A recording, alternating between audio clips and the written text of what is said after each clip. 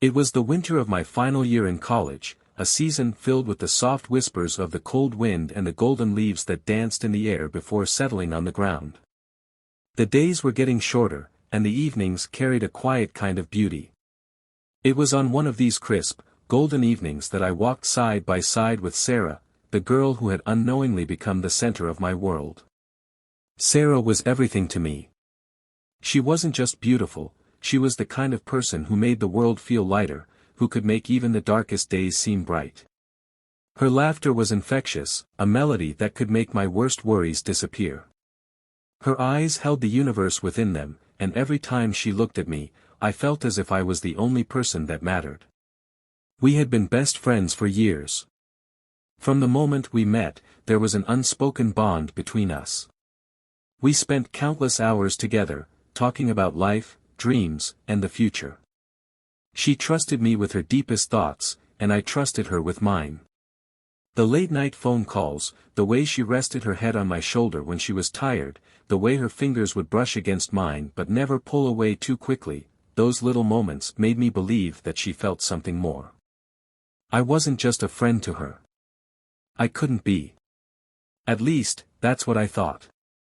One evening, as we sat by the lake near our college campus, watching the sun slowly disappear into the horizon, I realized I couldn't keep my feelings hidden anymore. The lake reflected the golden sky, and the gentle ripples seemed to mirror the chaos inside my heart. I took a deep breath, my hands trembling slightly. "Sarah," I said, my voice almost a whisper. She turned to me, smiling softly, completely unaware of the storm inside me. "There's something I need to tell you," I continued, my heart pounding.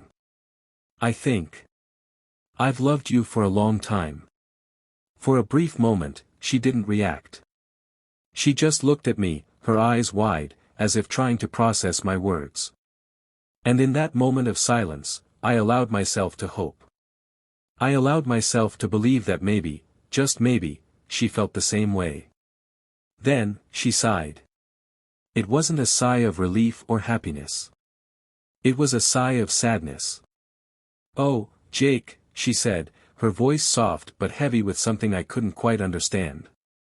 "I love you too, but not the way you love me." The world around me seemed to blur. My breath caught in my throat, and the air felt heavier, colder. I had imagined this moment 100 times before, but never like this, not with her words cutting through me like a knife. I forced myself to smile, to nod, as if I understood, as if I was okay. But deep down, I felt something inside me shatter.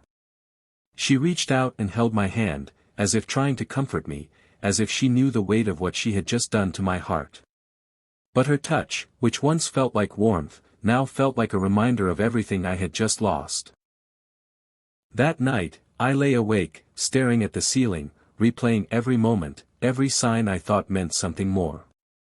The way she hugged me a little longer sometimes, the way she laughed at my jokes even when they weren't funny, the way she called me late at night just to talk, hadn't those meant something?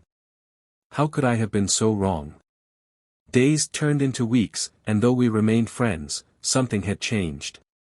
The invisible thread that had always connected us now felt like a fragile string, stretched too thin, ready to snap at any moment. I still saw her, still talked to her, still smiled when she was around. But there was a quiet ache in my chest that never really went away. Then, one day, I saw her with someone else. She was laughing, her hand resting in his, her eyes filled with a light I had once thought was meant for me. It hurt. More than I could ever put into words. But I didn't say anything. I just smiled and pretended it didn't break me. Because sometimes, loving someone means letting them be happy, even if it's not with you. Time passed. I moved on, or at least, I tried. The pain dulled, but it never fully disappeared. I focused on other things, met new people, and even found love again, though it was never quite the same. And Sarah?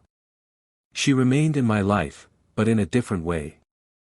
We were still friends, but the closeness we once shared was never truly the same. And maybe that was for the best. But even now, after all these years, there are nights when I lie awake and wonder, did she ever, even for a moment, love me the way I loved her? I guess I'll never know.